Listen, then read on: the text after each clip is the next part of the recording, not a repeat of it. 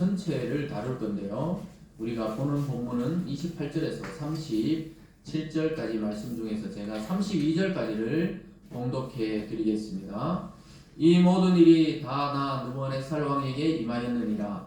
12달이 지난 후에 내가 바벨론 왕궁 지붕에서 거닐새 나 왕이 말하여 이르되 이 큰 바벨론은 내가 능력과 권세로 건설하여 나의 도성으로 삼고 이것으로 내 위엄의 영광을 나타낸 것이 아니냐 하였더니 이 말이 아직도 나 왕의 입에 있을 때 하늘에서 소리가 내려 이르되 느부갓네살 왕아 내게 말하노니 나라의 왕위가 내게서 떠났느니라.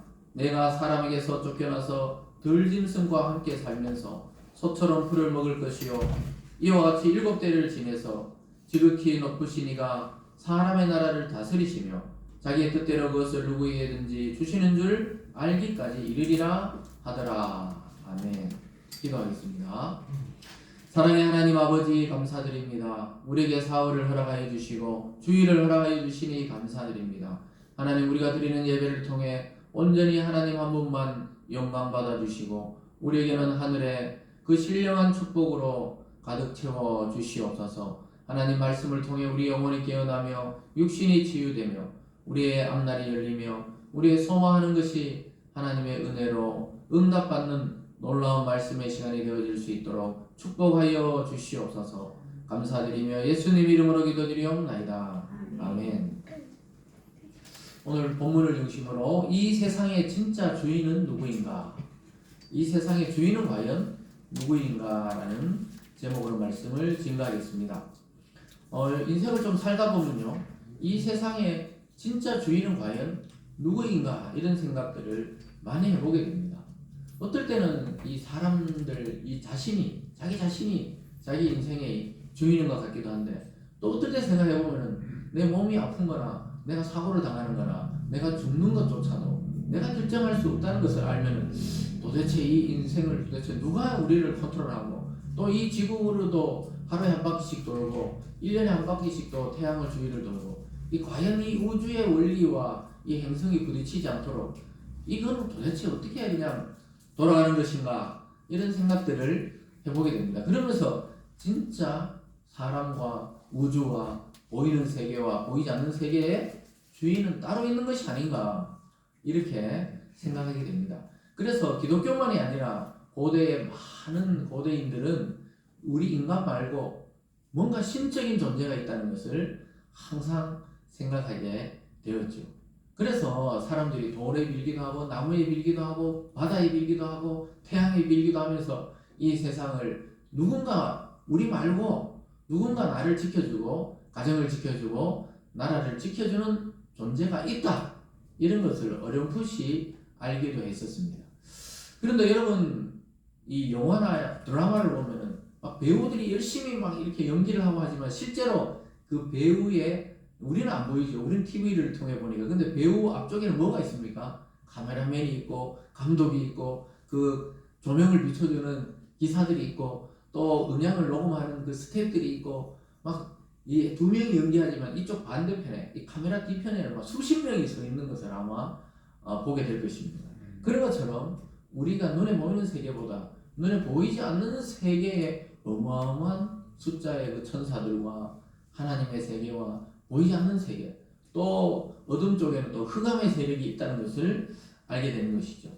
그 영화 트루먼 쇼라는 그 영화를 보면요, 그 짐 캐리라는 아주 미국의 유명한 그 개그맨이자 배우죠, 코미디언. 근데 아주 웃긴 연기를 잘 하시는 분이 있습니다. 근데 그분이 아주 진지하게 연기하는 것 중에 트루먼 쇼라는 게 있어요. 저는 그 영화를 보고 깜짝 놀랐습니다. 그 영화를 보고 이 극장에서 보고 나서 밖에 딱 나왔을 때 아주 오래된 영화입니다. 그것도 지금으로 보면 오래된 영화예요. 그 극장을 보고 밖으로 딱 나왔을 때 이 세상에 혹시 나를 지금 계속 감시하거나 촬영하거나 이렇게 누군가가 그러는 게 아닌가? 이 지금 세트장 안에서 지금 살아가는 게 아닌가? 이런 생각을 했어요. 왜냐하면 그 영화에서 뭐 그 아이가 태어나서 자라면서 성인이 되고 직장에 다닐 때까지 그 모든 그 보이는 세상에 알고 보니까 세트장이었어요. 세트. 그 TV 쇼였단 말이에요. 전 세계로 방영되는 쇼였다는 거예요. 자기가 태어나고, 그러니까 자기는 진실로 살았죠. 태어나고 부모님하고 살고 또 바닷가에 갔다가 아버지가 빠져 죽고 막 이래서 물에 대한 트라우마가 있어요. 물에 멀리 못 나가는 거예요. 배를 타지 못하고. 근데 그게 전부 보니까 나중에 아버지가 살아서 돌아오고 막 이런 거 보면서 이 뭔가 있잖아요. 다 연출된 삶을 살았던 거예요. 그래서 어느 날 자기가 출근하다가 이렇게 걸어가다가 갑자기 뭐가 팍 떨어졌는데 보니까 조명이 하나 떨어진 거예요. 조명이. 그 하늘도 전부 세트고 바다도 세트고, 그러니까 자기가 어릴 때부터 자기는 그 지역을 벗어나지 못하는 트라우마가 있었거든요.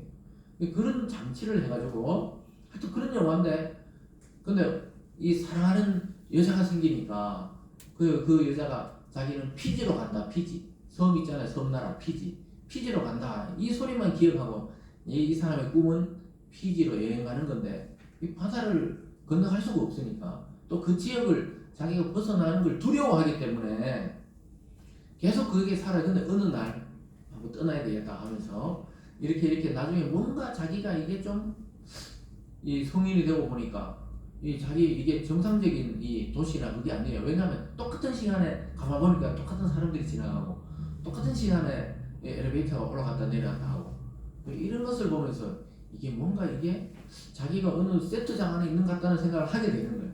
그래서 용기를 내서 배를 타고 배를 저어서 바다로 나갑니다. 그 모래사장도 있고 바닷물도 있어요. 열심히 배를 저어 나가요. 근데 사람들이 두려워가지고 처음에는 못 가다가 막 눈을 감고 막 이 노를 저어요. 그런데 위에서 막 그 있잖아요. 이 감독이 그 위에서 보고 있는 사실 보고 있는 거예요. 이 가보면은 세트장이 이렇게 있으면요, 이 일반 방송국에도 이렇게 세트장이 있으면은 연출자는 그 앞에 있는 게 아니고 그 조정실이라고 있어요. 거기서 다 보고 있는 거거든요. 이렇게 뭐 아주 거대한 마을을 만들어서 세트장이니까 아주 공중에서 보고 있는데 제발 벗어나지 않길 바라죠. 그런데 열심히 해요. 그래서 뭐냐, 자 파도 큐 하면 파도를 막 일으켜요. 파도를. 그래서 막 두려워서 예전에 막 아버지가 자기 손을 자기가 그 아버지를 못 건져준 거 그런 것이 막 생각이 나고 이래요. 영화입니다. 그래서 막 이렇게 하는데 아버지 결국 빠져서 자기는 죽었다고 생각해요. 사실 그것도 하나의 연출이었는데, 그래서 막 파도가 오고 이러니까 막 두려워서 막 두려움에 떨어요. 그래서 바다에 막 빠져서 진짜 죽으면 안 되잖아요. 이게 전 세계가 보고 있는 쇼인데 이 사람은 모르지 나머지는 전부 쇼인 줄 안단 말이에요. 빠져 죽으면 안 되잖아요. 그래서 파도를 잠잠케 하고 다시 태양을 띄우고 막 이래요. 태양을 띄워.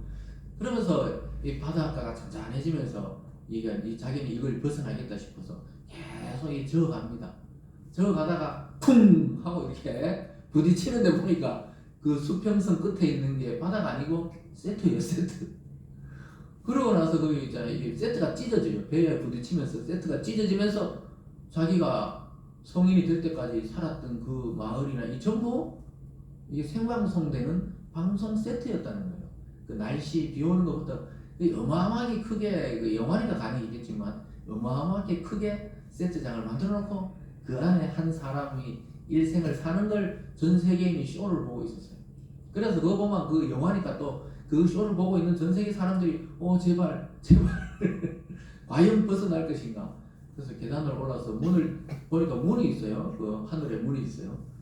그 세트장이니까 그 문을 열고 딱 선뜻 나가지는 못해. 그 딱 서 있습니다. 그럴 때 그 조종실에서 이제 PD가 드디어 자기 정체를 드러내요. 예를 들어 뭐 짐 캐리니까 뭐 그 배역 이름은 달랐지만 짐 이렇게 불러요. 마치 하나님이 천지창조할 때처럼. 사람은 없고 막 하늘인데 자기가 배우가 볼 땐 하늘인데 거기서 소리가 들리는 거예요. 짐 뭐 이렇게 이야기해요. 그러니까 근데 이제 나를 말리지 말라고. 자기는 이제 피지로 갈 것이라고. 자기가 그 청소년 때 좋아했던 그 여자 배우거든요. 사실 그 안에서 연기자인데, 그래 그 연기자가 또 TV로 그 쇼를 보면서 제발 그래 용감하게 있잖아요. 피지로 갈 거라고. 문을 열고 나가면서 이제 그 영화 드라마가 끝나는데 꼭 한번 보십시오. 기회가 있으면 꼭 한번 보세요.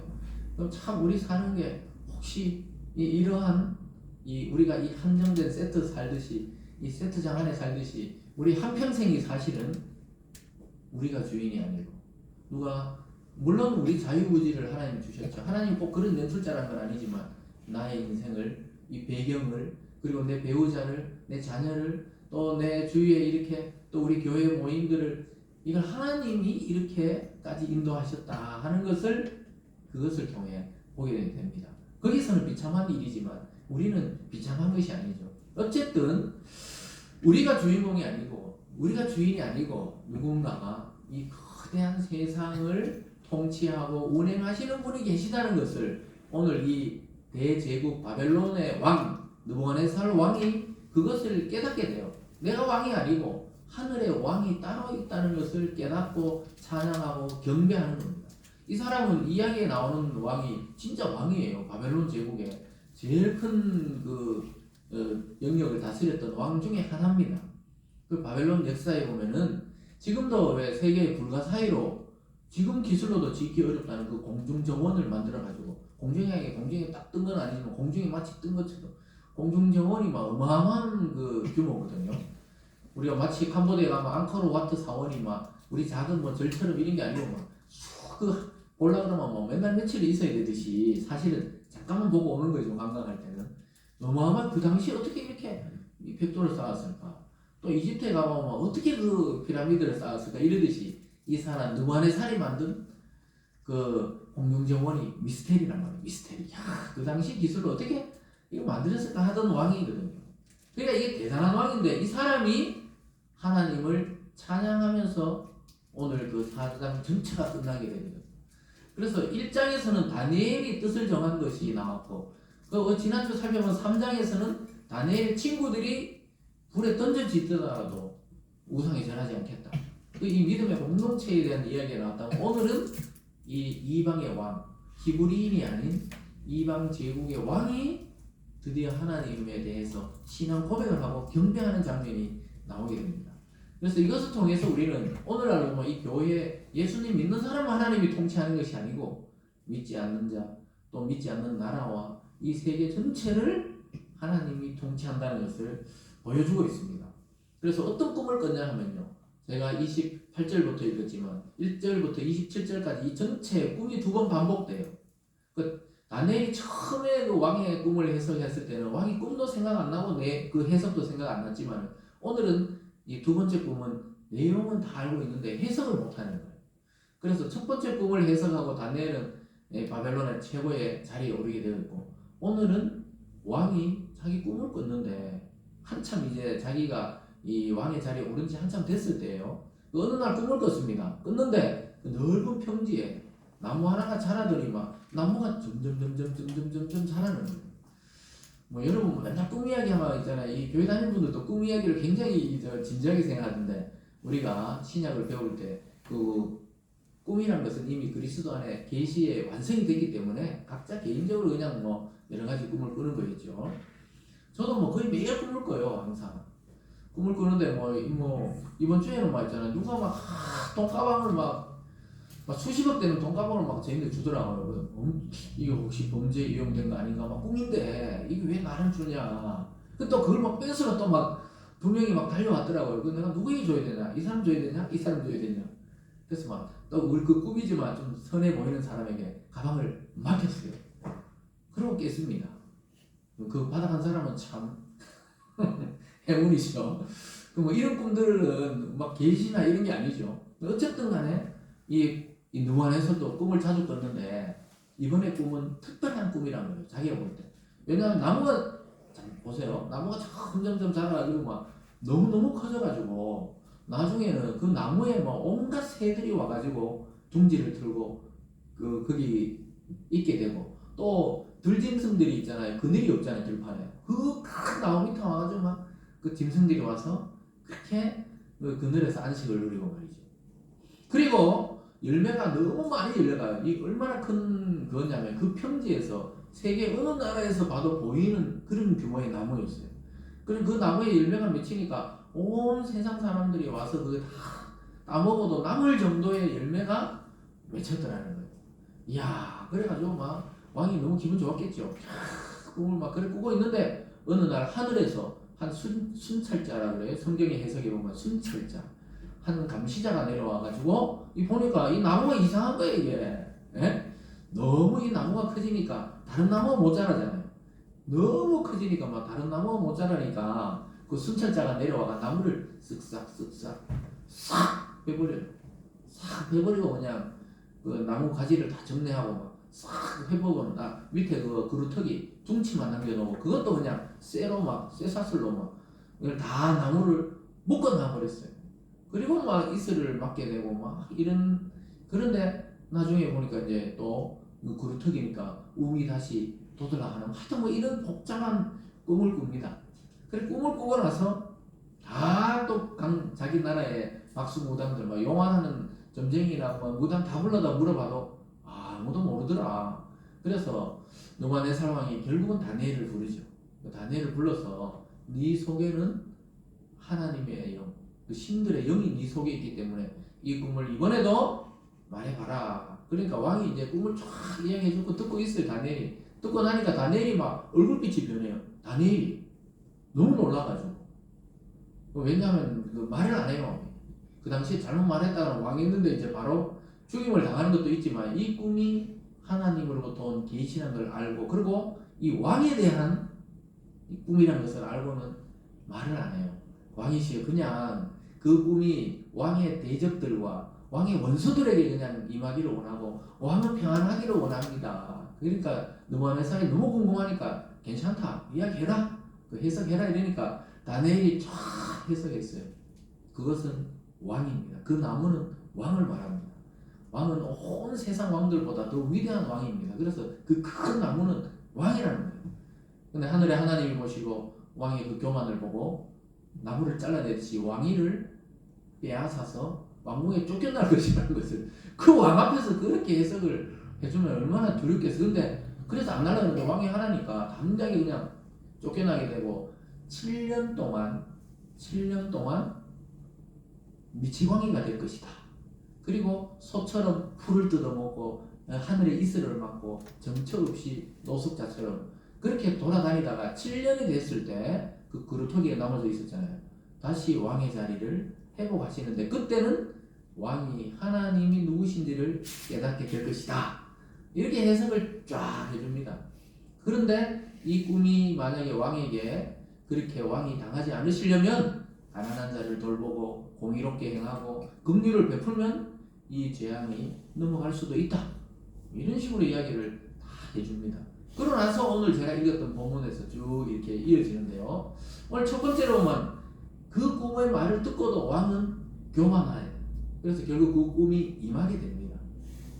그런 계시를 줬더라도 왕이 만약에 겸손하고 또 백성을 살피고 공의롭게 행했으면 괜찮은데 그냥 한 1년 정도 됐을 때 왕의 그 꿈이 이루어지는 것을 보게 돼요. 29절과 30절을 보세요. 12달이 지난 후에 내가 바벨론 왕궁 지붕을 거닐세 나 왕이 말하여 이르되 이 큰 바벨론은 내가 능력과 권세로 건설하여 나의 도성으로 삼고 이것으로 내 위엄의 영광을 나타낸 것이 아니냐 하였더니 여기 보면 전부 나라는 이야기 나라고 그러잖아. 나 왕이 내가 이 능력과 권세로 나의 도성을 내 위엄과 영광을 나타냈다. 그래서 어느 날 왕궁 지붕 위에 가면 그 당시에는 주로 왕궁이 제일 높은 데 있잖아요. 제일 높은 데 있으니까 왕들이 이렇게 왔다 갔다 하면 자기 성이 다 보이는 거예요. 그러니까 요즘 말로 하면 뭐 육선빌딩이나 서울의 그 롯데타워에 올라가면 이 서울 시내부터 경기도까지 강원도까지 멀리 쫙 다 보이듯이 왕이 그 지붕을 거니니까 어떤 생각이 들어요?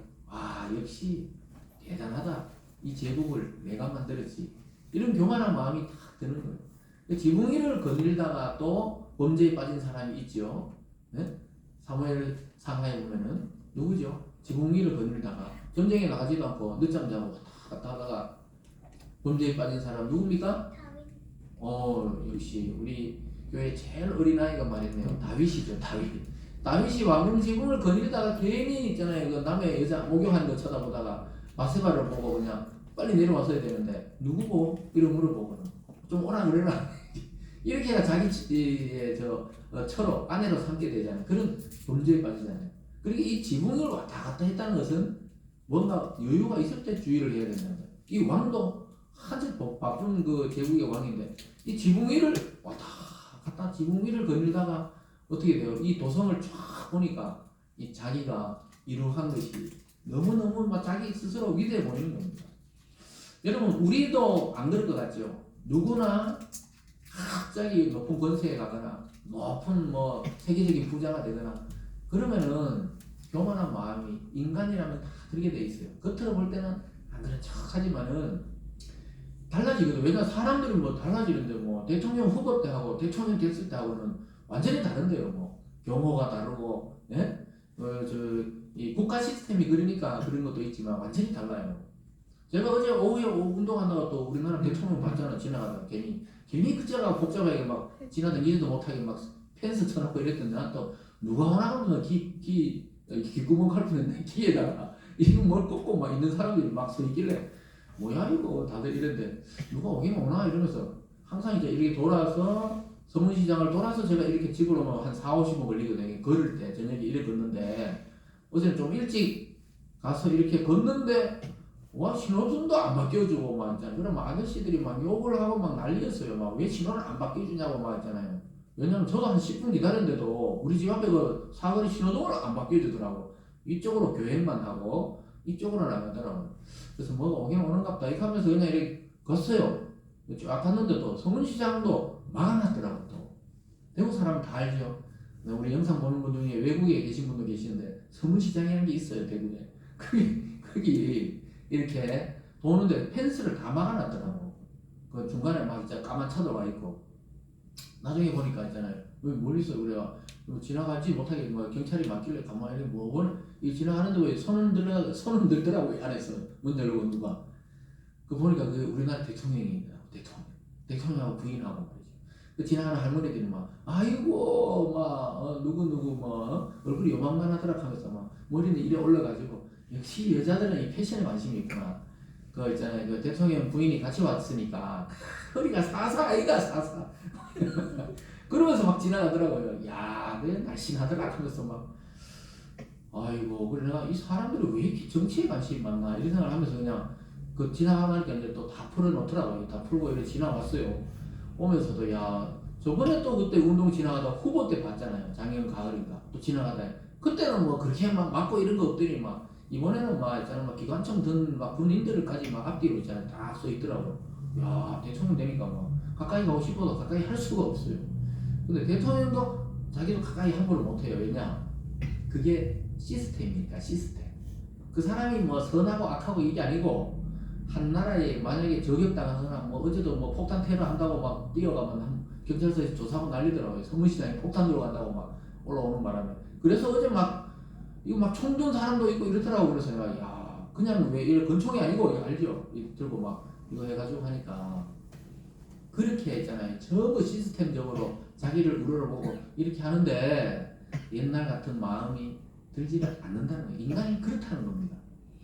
뭐 그렇다고 막 욕하자는 건 아니에요. 그렇지만 지금 바벨론 왕이 그랬어요. 처음에 올라왔을 때하고 다르게 왕이 되고 한 몇 년 지나고 나서 그 성을 막 짓고 또 정원도 짓고 이렇게 다 보니까 역시 나는 참 대단하다. 이 생각을 딱 한 거예요. 근데 1년 전에 여기 12달에 그러잖아요. 1년 전이잖아요. 1년 전에 다니엘이 경고했잖아요. 왕이 교만하지 말라고. 왕이 겸손하고 또 가난한 자를 돌보고 법을 공의롭게 집행하면은 이게 그냥 넘어갈 수도 있다는 거죠. 그런데 그게 안 된다고요. 모든 신하들이 절하지요. 막 군인들이 와서 막 충성을 하죠. 이러는데 인간이 옛날처럼 똑같은 마음이 된다. 그렇지 않다는 거예요. 그리고 사람들이 자꾸 또 그래 만들어요. 그런데 세계 여러 나라의 독재자들을 봐도 그대로 드러나죠. 참 자기들이 뭔가 신인 것처럼 대단한 것처럼 막 이러잖아요. 예전에 사담 후세인 같은 그런 사람도 막 자기가 막 누구의 후예다 하면서 자기는 뭐 고대에 나오는 성경에 나오는 그 왕의 후예다 이러면서 막 이랬는데 나중에 뭐 미군에게 잡힐 때는 뭐 어디 구멍에 숨어 있었잖아요. 그래가지고 그 시체를 정육점에 다 달아놔뒀잖아요. 그 독재자 시체를. 왜냐 짐승만도 못하다는 걸 그냥 보여주기 위해서 그렇게 했던 거죠. 그런 것처럼 참 사람은 어떤 위치에 올라가서 겸손한다는 건 굉장히 그걸 젊을 때부터 훈련을 해야 돼요. 요셉처럼 다윗처럼 다니엘처럼 아주 고위직에 올라가고 왕이 되어도 겸손할 수 있었던 것은 하나님의 말씀으로 다듬어진 인격이 있기 때문에 그것이 가능했다는 것입니다. 그러면서 결국은 7년의 시간 동안에 이 세상을 다스리는 분이 누군지 깨닫도록 하나님이 그를 갑자기 낮춰가지고 왕궁에서 쫓겨나게 합니다. 31절과 32절을 같이 읽어보겠습니다. 시작. 이 말이 아직도 나 왕의 입에 있을 때 하늘에서 소리가 내려 이르되 느부갓네살 왕아 내가 말하노니 나라의 왕위가 내게서 떠났느니라. 내가 사람에게 쫓겨나서 들짐승과 함께 살면서 소처럼 풀을 먹을 것이요 이와 같이 7대를 지내서 지극히 높으신 이가 사람의 나라를 다스리시며 자기 뜻대로 그것을 누구에게든지 주시는 줄 알기까지 이르리라 하더라. 그 꿈에서 봤던 대로 그 나무가 그런 게 아니고 이 왕이 나무라 그랬잖아요. 그래서 소처럼 풀을 뜯어먹고 미치광이가 됐다 이 말이에요. 왕이 어느 날 정신이 휙 돌아버렸다 이 말입니다.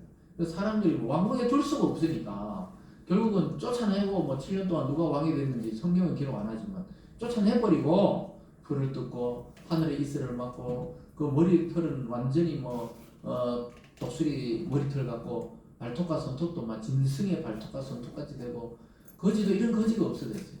그 제국의 왕이 하루아침에 노숙자의 모습으로 변해버렸던 것입니다. 33절이 그거죠. 그 몰골이 어떤지 보세요. 바로 그때 이 일이 나 느부갓네살의 응함으로 내가 사람에게 쫓겨나서 소처럼 풀을 먹으며 몸이 하늘 이슬에 젖고 머리털이 독수리 털과 같이 자랐고 손톱은 새 발톱과 같이 되었더라. 한번 상상해 보세요. 몸이 하늘 이슬에 젖고 그냥 밖에서 아무데나 자니까 여기서 자고 저기서 자고 들판을 막 소처럼 먹이를 그냥 사람이 음식을 먹어야 되는데 소처럼 풀을 뜯어먹고 머리털은 막 독수리같이 막 산발을 해가 감지도 않았겠죠. 손톱은 어떻게 해요? 새 발톱처럼 길게 자라가지고 막 손톱 발톱이 막 지저분하게 이래 된 것이죠. 노숙자도 이런 노숙자가 없어요. 여러분 대구도 뭐 이렇게 동대구역이나 이런 데 가면은 가끔 노숙자가 있지만 서울역 앞에는 막 아예 그냥 그 이불 깔고 있습니다. 아직도 그렇더라고요. 제가 지난달에 올 일이 있어 올라가 보니까 아직도 그렇게 깔고 있는 사람인데 제가 신학교 다닐 때는 그때는 훨씬 많았거든요. 그때는 훨씬 많았어요. 그래서 서울역에서 항상 주일 저녁에 올라가서 서울역에 내려서 거기서 버스를 딱 타고 505번인가 딱 타면 이 기숙사 앞까지 가거든요. 그러면은 그거 타려고 이제 딱 나오면 밤이잖아요. 무서울 정도로 많은 사람이 술에 취해가지고 막 누워있고 또 막 머리는 진짜 여기 나온 대로 막 독수리 머리같이 산발하고 옷에 막 여름에는 가까이 가면 진짜 향기가 아니고 냄새가 나요. 그래서 가까이 하기 안 그래도 무섭지만 그 사람들 막 자기들끼리 또 싸우고 누워있고 막 피가 흐르는 데도 있잖아요. 그냥 그러고 있습니다. 근데 지금 왕이 이렇다면 한 나라의 왕이 지금 하루아침에 정신이 나가고 쫓겨나서 이슬을 맞고 또 짐승처럼 풀을 뜯고 있다라는 거예요. 누가 그렇게 하실 수 있다고요? 하나님은 누구든지 왕을 삼을 수도 있고 누구든지 하루아침에 이렇게 거지처럼 이렇게 할 수 있다는 걸 지금 느부갓네살에게 경고했던 대로 보여주는 거예요. 그 꿈에서 본 대로 보여주는 것입니다. 그래서 한 나라를 세우기도 하고 한 나라를 낮추기도 하고 한 사람을 높이기도 하고 한 사람을 낮추기도 하고 또 어떤 제국을 세우기도 했다가 하루아침에 그 제국이 멸망하기도 하고 이런 모든 걸 성경을 통해서 해석해 보면 하나님이 그렇게 조율하고 있다는 것을 알게 됩니다. 그래서 다니엘은 분명히 경고했어요. 하나님이 다니엘을 통해 경고했어요. 이 앞쪽으로 가서 27절에 보면 이런 말씀이 있습니다. 그런즉 왕이여 내가 아뢰는 것을 받으시고 공의를 행함으로 죄를 사하시고 공의를 행하라 그러잖아요. 공정하게 정치를 하시고 가난한 자를 긍휼히 여김으로 죄악을 사하소서. 가난한 자를 도우라는 거예요. 그럼 지금까지 지었던 죄악을 사할지도 모르니까 가난한 자를 긍휼히 여기시고 그래 하시면 왕의 평안함이 혹시 장구하리나 하니라. 이렇게 했는데 12잔이 이르고 나서는 또 그 도성에 지붕 위에 올라가서 왔다 갔다 하다 보니까 역시 내가 최고야 이렇게 하면서 완전히 노숙자 정신이 순간 돌아버렸어요. 근데 여러분 로마 제국의 역사를 읽어보면 수많은 그 황제들이 나중에 자세히 보면요 정신병이 그리 많아요. 뭐 우리나라도 연산군 같은 경우에는 뭐 폭군이라 그러고 막 그냥 뭐 있잖아요 국민을 죽이기도 하고 막 이렇게 정신이 없었다 그러는데 절대 권력이라는 것은 반드시 절대 썩게 되어 있다 이런 말을 하잖아요. 요즘처럼 5년 하다가 막 대단한 가치만 싹 물러가면 또 막 뭐 그냥 뭐 니나 내나 또 이렇게 욕을 해요. 그런 것처럼 아주 이렇게 돌아가지만은 계속 한 사람이 지속적으로 하다 보면은 제정신으로 못 살아요. 그래서 수많은 그 통치자들이 술에 빠지거나 또는 여성에 빠지거나 또 뭐 이 돈을 막 축제하거나 참 그런 것을 보게 되는데 그게 인간의 한계를 보여주는 거예요. 그래서 공의롭게 행하고 가난한 자들 불쌍히 여기면 하나님이 혹시나 순탄하게 넘어갈지도 모른다 그랬는데 1년 만에 이 경고를 잊어버리고 왕위에서 쫓겨나서 미치광이가 됩니다. 근데 오늘 두 번째로 보면은 하나님의 말씀대로 기한이 딱 차니까 왕의 총명이 다시 돌아와요. 정신이 제정신으로 돌아옵니다. 참 하나님 말씀 무서운 게 이런 거예요. 하나님의 말씀대로 이루어지는 거예요. 그래서 여러분 설교가 선포될 때 자기 말씀으로 탁 받아야 되지. 그때 역사가 일어나는 겁니다. 예수님도 네가 믿느냐 그랬을 때 믿습니다 했을 때 치유되고 귀신이 떠나고 죽은 자도 살리고 이렇게 된 것이죠. 그래서 딱 7대란 것은 보통 7년으로 이렇게 해석을 합니다. 그래서 7년 동안 왕궁에 쫓겨나서 여기저기 헤매다가 결국은 다시 돌아와요. 34절 앞부분에 보면 전체 읽지는 않고 앞부분에 보면 이렇게 되어 있죠. 그 기한이 참에 7년이 지났다는 거예요. 나 느부갓네살이 하늘을 우러러 보았더니 내 총명이 다시 내게로 돌아온지라. 지금 정신이 획 돌았었는데 하늘을 딱 우러러 봤다는 건 하나님을 찾게 되었다는 거예요. 어느 날 뭔 마음인지 모르는데 들판을 헤매다가 하늘을 쳐다보면서 하나님을 부르짖었다는 거예요. 그럴 때 어떻게 해요? 내 총명이 다시 돌아왔다. 정신이 정상으로 돌아왔다는 거예요. 하나님의 말씀은 참 무섭습니다. 이처럼 한 개인을 향한 말씀도 정확하게 이루어집니다.